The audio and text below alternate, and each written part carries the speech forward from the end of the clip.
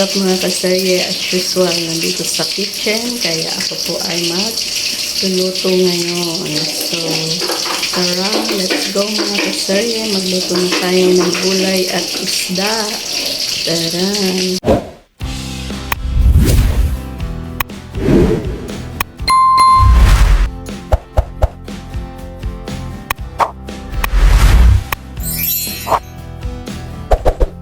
So, dako naman tayo mga kasarya dito sa ginataang kalabasa na may malunggay at leftover na pritong Gigi. So, gagataan natin yan mga kasarya.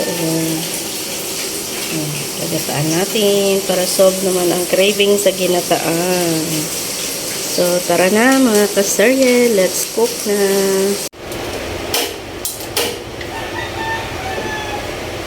Lagay na natin yung ating gata. Ang pangalawang higa ito mga kasarya.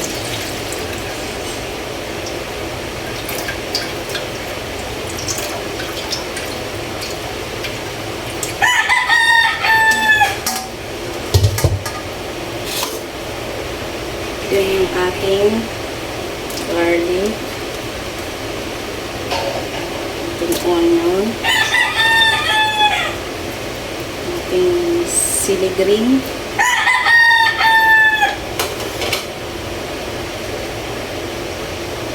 Din yung ating kalabasa.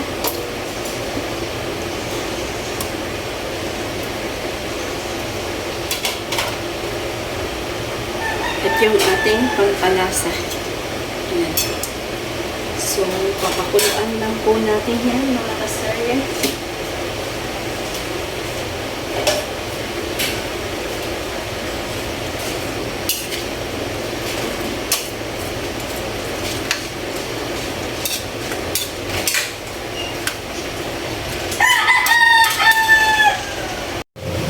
So, haluin lang po para hindi magbuo yung gata.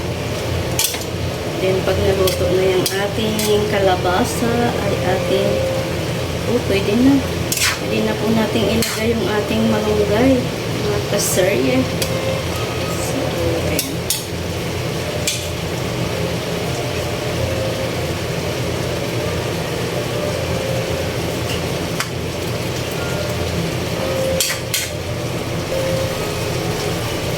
Ilagay natin yung ating malunggay, mga kasarya.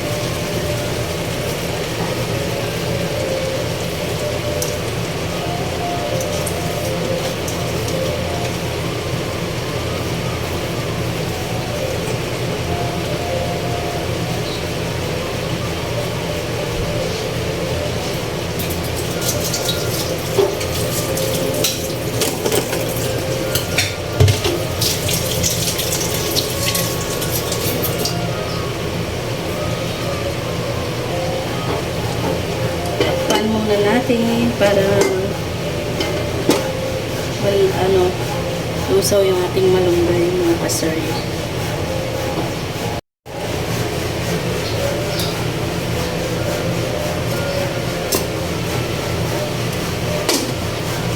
So, haluin na natin mga kasarya.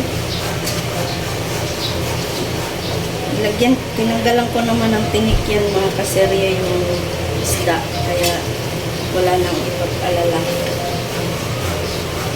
So, ayan. Ready na sa kakanggata, mga kasarya.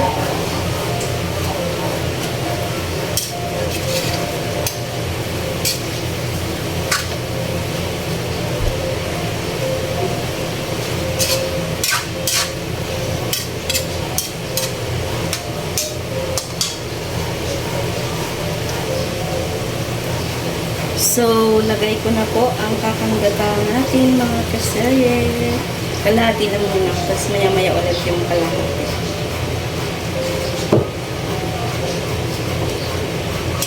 Ayan.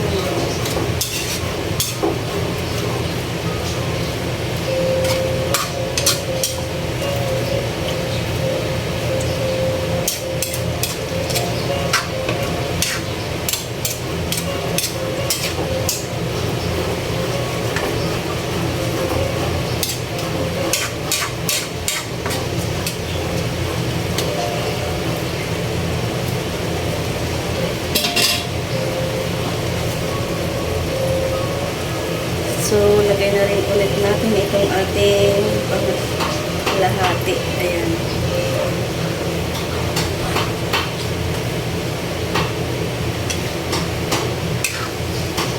Pakuluin lang po natin mga kaserye. Then, kain na.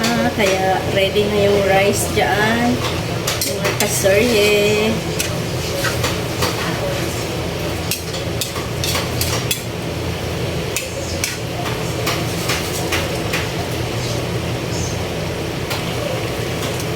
Paiwas umay.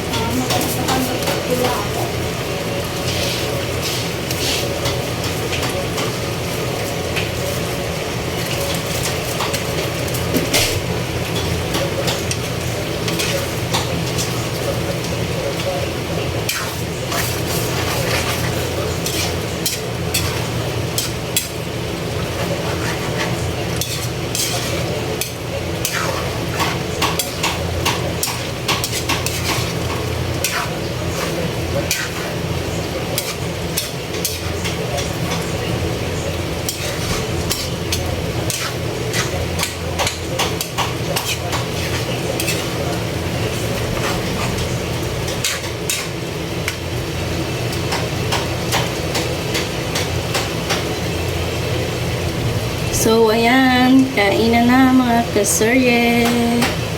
Luto na.